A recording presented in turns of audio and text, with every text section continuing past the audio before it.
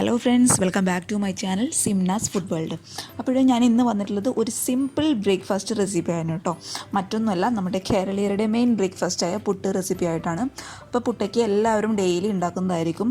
പക്ഷേ റെഡി ആകാത്തവരായിട്ട് ഒത്തിരി പേരുണ്ടാവും. പുട്ട് ചുട്ടിട്ട് സോഫ്റ്റ് ആവുന്നില്ല, അല്ലെങ്കിൽ ചൂട് പോയി കഴിഞ്ഞാൽ അത് ഹാർഡായിട്ട് മാറുന്നു. അങ്ങനെയുള്ള ഒരുപാട് പ്രശ്നങ്ങൾ ഞാൻ പലരും പറഞ്ഞതായിട്ട് കേട്ടിട്ടുണ്ട്. അപ്പോൾ അങ്ങനെ പുട്ട് ചുട്ടിട്ട് സോഫ്റ്റ് ആവാത്തവർക്ക് വേണ്ടിയിട്ട് കുറച്ച് എളുപ്പ വഴികളായിട്ടാണ് ഞാനിന്ന് വന്നിട്ടുള്ളത്. അപ്പോൾ വീഡിയോസ് എല്ലാവരും കണ്ടു നോക്കി ഇഷ്ടപ്പെട്ടാൽ ഇങ്ങനെ ഒന്ന് ട്രൈ ചെയ്ത് നോക്കൂ കേട്ടോ. അതുപോലെ ചാനലിലെ വീഡിയോസൊക്കെ ആദ്യമായിട്ട് കാണുന്നവരാണെങ്കിൽ ആസ് യൂഷ്വൽ സബ്സ്ക്രൈബ് ചെയ്യാൻ മറക്കരുത് കേട്ടോ. അപ്പം നമുക്ക് പെട്ടെന്ന് തന്നെ ഈ സോഫ്റ്റ് പുട്ട് എങ്ങനെയാണ് റെഡിയാക്കി നോക്കാം കേട്ടോ. അപ്പോൾ നമുക്ക് പുട്ട് ഉണ്ടാക്കാനായിട്ട് തുടങ്ങാം. അതിനായിട്ട് ഞാനിപ്പോൾ ഇവിടെ കുറച്ച് പുട്ടുപൊടി എടുത്തിട്ടുണ്ട്. അപ്പോൾ പുട്ടുപൊടിയുടെ അളവൊന്നും ഞാൻ പറയുന്നില്ല കേട്ടോ. കാരണം ഓരോരുത്തർക്ക് അവരവർക്ക് വേണ്ടുന്ന ആ ഒരു പുട്ടിൻ്റെ അളവിലാണ് ഉണ്ടാക്കുക. അപ്പോൾ ഞാനിപ്പോൾ ഇവിടെ 1 കപ്പ് എടുത്തതെന്ന് പറഞ്ഞാൽ നിങ്ങൾക്ക് ആ കറക്റ്റ് അളവിനുള്ള പുട്ടാണ് കിട്ടുക. അപ്പോൾ നിങ്ങൾക്ക് ചിലപ്പോൾ വേണമെങ്കിൽ 2 കുറ്റി ഉണ്ടാക്കേണ്ടിയിരിക്കും.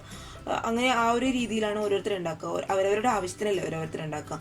അപ്പോൾ ഞാനിവിടെ ഒരു കുറ്റിയുടെ ആ ഒരു അളവിനാണ് കാണിക്കുന്നത് കേട്ടോ.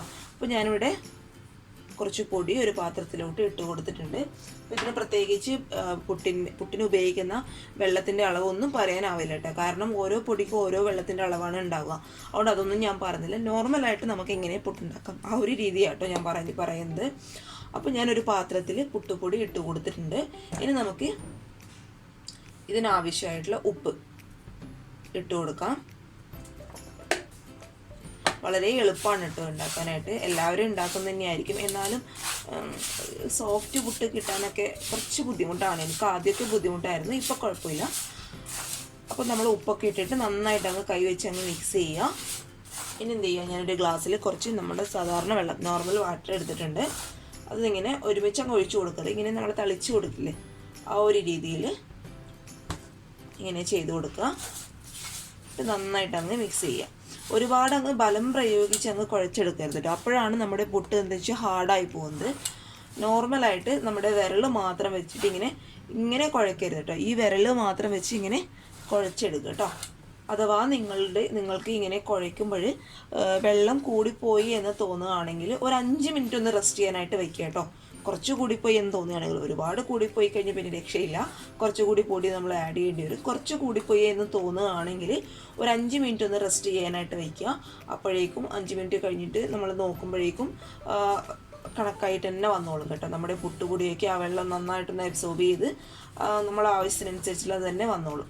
അപ്പോൾ നന്നായിട്ട് ഇത് ഞാൻ കുഴച്ചെടുത്തിട്ടുണ്ട്. കണ്ടോ, ഇത് മതി. ഒരുപാട് അങ്ങനെ കട്ട കെട്ടി ഉണ്ടാവാൻ പാടില്ല. ഇങ്ങനെ പൊടി പോലെ തന്നെ വേണം. ഈ കട്ടകളൊക്കെ ഒന്ന് കൈകൊണ്ട് പൊടിച്ചു കൊടുക്കുക. എന്നിട്ട് ഇതിപ്പോൾ കണക്കായിട്ട് വന്നിട്ടുണ്ട്. ഇനി ഒന്നും ചെയ്യാനില്ല. ഇനി വെള്ളം ചേർക്കേണ്ട ആവശ്യമില്ല. ഇത് നമ്മുടെ പുട്ടുപൊടി എന്ന് പറയുന്നത്. അപ്പോൾ ഇതെങ്ങനെയാണ് മനസ്സിലാകുന്നത് ഞാൻ പറഞ്ഞുതരാം. നമ്മൾ കുറച്ച് പൊടിയെടുത്ത് ഇങ്ങനെ പിടിക്കുമ്പോഴും നമുക്ക് ഇങ്ങനെ കിട്ടണം. എന്നാൽ ഇങ്ങനെ ആക്കുമ്പോഴും ഇങ്ങനെ പൊടിഞ്ഞു പോവുകയും വേണം. അതാണ് അതിൻ്റെ ഒരു കണക്ക് എന്ന് പറയുന്നത്, ഈ പൊടിയുടെ കണക്ക്. അപ്പോൾ നമുക്ക് എന്ത് ചെയ്യാം, ഈ പൊടി ഇനി പുട്ടുകുറ്റിയിലോട്ട് നിറച്ച് കൊടുക്കാം. അതിനായിട്ടിപ്പം ഞാൻ ഇവിടെ പുട്ടുകുറ്റി എടുത്തിട്ടുണ്ട്. ഇനി നമുക്ക് ഈ പൊടി ഇതിലോട്ട് നിറച്ച് കൊടുക്കാം. അതിന് മുന്നേ കുറച്ച് തേങ്ങ ഇടുക. അതിന് ശേഷം പൊടി ഇട്ട് കൊടുക്കുക.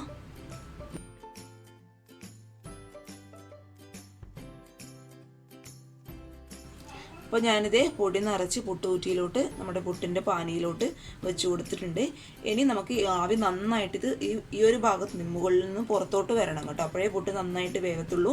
അപ്പോൾ ഒരു 5 മിനിറ്റ് മതി, ഒരുപാട് അങ്ങ് വേണ്ട. അപ്പോൾ 5 മിനിറ്റ് ആകുമ്പോഴേക്കും നന്നായിട്ട് പൊടിയൊക്കെ പുകയൊക്കെ നമ്മുടെ ആവിയൊക്കെ മുകളിലോട്ട് വന്നോളും. അപ്പോൾ ഒരു 5 മിനിറ്റ് നമുക്ക് വെയിറ്റ് ചെയ്യാം. ഒരു 5 മിനിറ്റ് കഴിഞ്ഞിട്ടുണ്ട്. നമ്മുടെ പുട്ടുകുറ്റിയിൽ നിന്നൊക്കെ നന്നായിട്ട് ആവി പുറത്തോട്ട് വരുന്നുണ്ട്. നിങ്ങൾക്ക് ക്യാമറയിൽ എത്രത്തോളം കാണുന്നുണ്ടെന്ന് അറിയില്ല കേട്ടോ. കണ്ടോ, നന്നായിട്ട് ആവി പുറത്തോട്ട് വരുന്നുണ്ട്. ഒരു 5-6 മിനിറ്റ് വെച്ചാൽ മതി. അപ്പോഴേക്കും നന്നായിട്ട് ആവിയൊക്കെ പുറത്തോട്ട് വന്നോളും. പിന്നെ എപ്പോഴും നിങ്ങൾ പുട്ടൊക്കെ ഉണ്ടാക്കുമ്പോൾ എപ്പോഴും ശ്രദ്ധിക്കേണ്ട കാര്യം, നന്നായിട്ട് അങ്ങ് വേവട്ടെ എന്ന് വെച്ച് ഒരുപാട് മിനിറ്റ് നേരം ഇട്ട് പുട്ട് വേവിക്കരുത് കേട്ടോ. അപ്പോഴേക്കും പുട്ട് നന്നായിട്ട് ഹാർഡായിട്ട് മാറും. കുറച്ച് ഒരു 5 മിനിറ്റ് മതി. 5 മിനിറ്റ് കൊണ്ട് ഏത് പുട്ടുപൊടി ആയാലും ആവി പുറത്തോട്ട് വന്നോളും കേട്ടോ, പുട്ട് റെഡിയാകുമ്പോൾ. അപ്പോൾ നമുക്കിതിനി ഓഫ് ചെയ്യാം. ഞാൻ ഓഫ് ചെയ്തു. ഇനി നമുക്കിത് പ്ലേറ്റിലോട്ട് മാറ്റാം. ഇനി നമുക്കിതൊരു പാത്രത്തിലോട്ട് മാറ്റി കൊടുക്കാം. കണ്ടോ, നല്ല സോഫ്റ്റ് പുട്ടാട്ടോ. കാണുമ്പോൾ തന്നെ മനസ്സിലാവുമല്ലോ. ചില്ല് ഇവിടുന്ന് മാറ്റാം. കണ്ടോ, നല്ല സോഫ്റ്റ് പുട്ടാണ്.